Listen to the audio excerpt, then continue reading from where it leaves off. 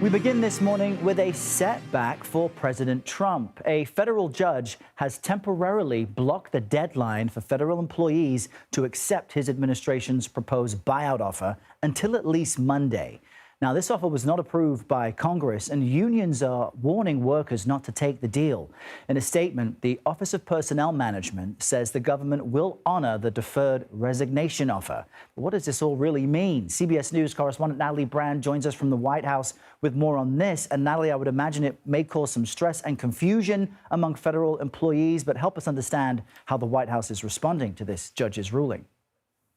Good morning, Errol. Well, for now, everything is paused. So the administration says that their deadline for employees to make this decision will also be postponed until later on Monday. But that's when this case is back in court. And the judge who made that initial decision, Judge O'Toole, to pause this deadline will have to decide whether he's going to extend his pause or make a more permanent ruling. So this is going to play out in a courtroom. But yesterday, I spoke to the policy director of one of the unions representing federal workers, the American Federation of Government Employees, and she said their big concern is that the Trump administration does not have the authority to make this kind of offer, this buyout for federal workers. And they're also concerned that the administration may not fulfill the terms of what they're offering, paying out the employees through the end of September. So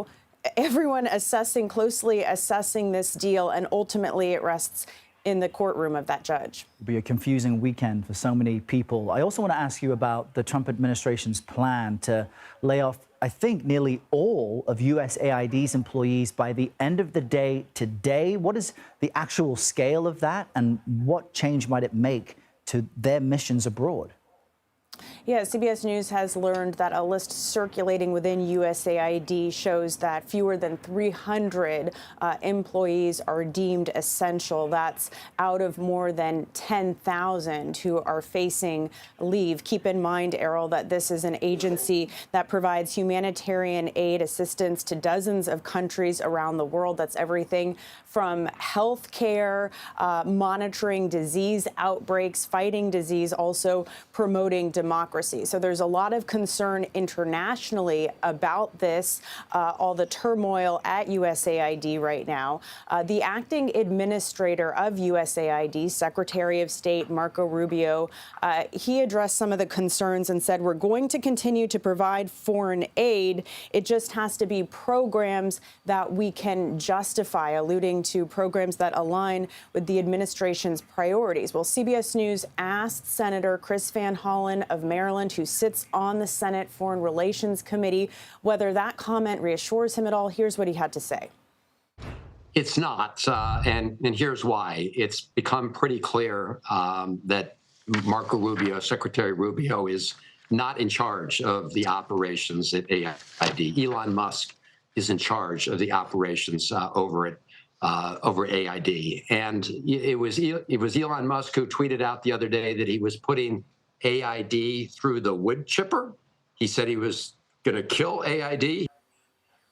Well, late last night, unions representing some of the federal employees of USAID, they filed a lawsuit saying that this move by the administration is unconstitutional to try to dismantle USAID without congressional input. They also, say this is creating a crisis, will lead to instability globally, and really raising a lot of concerns. So again, Errol, this is all developing. Another lawsuit, another day. We'll have to wait and see how this challenge plays out. All right, Natalie Brand, thank you for that.